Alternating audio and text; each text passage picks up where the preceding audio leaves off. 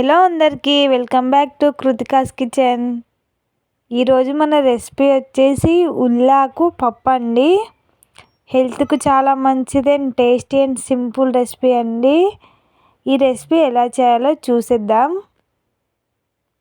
కుక్కర్ని అయితే తీసుకున్నాను.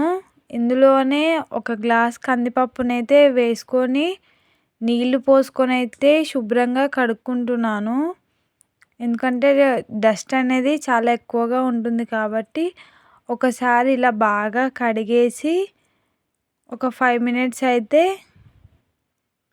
వాటర్ పోసి అయితే నానబెట్టుకుంటున్నాను. పప్పులో వేసి ఉడికించుకోవడానికి కావాల్సిన వెజిటేబుల్స్ని అయితే చూసేద్దామండి. ముందుగా అయితే కొద్దిగంత ఉల్లాకుని తీసుకున్నాను.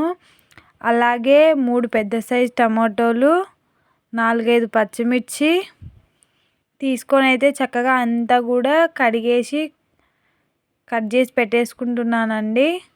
చూస్తున్నారు కదా, ఈ విధంగా కట్ చేసుకోవాలి. ఇప్పుడు వచ్చేసి నెక్స్ట్ పప్పులోకి ఈ వెజిటేబుల్స్ని అంతా కూడా యాడ్ చేసుకొని ఇందులోనే 1 టేబుల్ స్పూన్ పసుపు కూడా వేసుకుంటున్నాను. అలాగే నా స్పైస్కి తగినంత కారం కూడా వేసుకుంటున్నాను. అలాగే కొద్దిగంత చింతపండు వేసి అయితే లిడ్ పెట్టేసి ఒక 5 విజిల్స్ వచ్చేలాగైతే ఉడికించుకోవాలండి. ఈలోపు మనం తాలింపుకు కావాల్సిన వెజిటేబుల్స్ అయితే కట్ చేసి పెట్టేసుకుందామండి. ఇక్కడ వచ్చేసి స్టవ్ ఆఫ్ చేసుకొని ఎయిర్ అంతా పోయిందాకైతే వదిలేయాలి. చూస్తున్నారు కదా, ఎయిర్ అంతా పోయిన తర్వాత లిడ్ ఓపెన్ చేసి ఇలాగైతే చక్కగా ఉడికిపోయిందండి. దీనైతే పప్పు రుబ్బుతో చక్కగా అంతా కూడా రుబ్బుకోవాలి మెత్తగా.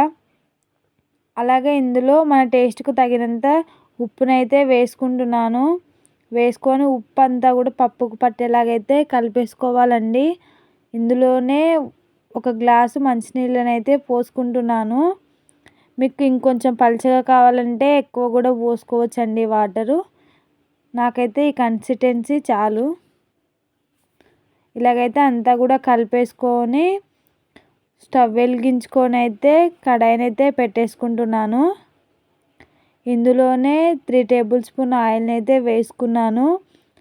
ఆయిల్ అనేది వేడెక్కిన తర్వాత ఇందులో 1 స్పూన్ ఆవాలు, 1 స్పూన్ జీలకర్ర, 3 మెంతులు, అలాగే మనం ముందుగా దంచి పెట్టుకున్న వెల్లుల్లి రెబ్బలు, 4 ఎండుమిర్చి, కరివేపాకుని కూడా వేసుకొని అంతా కూడా చక్కగా కలిపేసుకొని ఫ్రై చేసుకోవాలండి. ఇందులోనే కొద్దిగంత ఇంగువను కూడా వేసుకొని అంతా ఫ్రై అయితే చేసుకోవాలండి. అలాగే మనం ముందుగా కట్ చేసి పెట్టుకున్న ఆనియన్స్ని కూడా చక్కగా ఫ్రై చేసుకోవాలి. ఇందులోనే 1/2 టేబుల్ స్పూన్ పసుపునైతే వేసుకుంటున్నాను. వేసుకొని అంతా కూడా కలిపేసుకొని మనం ముందుగా రుబ్బి పెట్టుకున్న పప్పునైతే వేసుకొని అంతా కూడా కలిపేసుకుంటున్నాను. చూస్తున్నారు కదా, ఈ విధంగా కలిపేసుకొని మూత పెట్టుకొని ఒక 5 మినిట్స్ అయితే మరిగించుకోవాలండి. చూస్తున్నారు కదా, ఇలా ఒక పొంగు వచ్చిన దాకా ఉడికించుకొని స్టవ్ ఆఫ్ చేసుకొని తినేయడమే అండి. సింపుల్ అండ్ హెల్తీ రెసిపీ అండి. Please like and subscribe.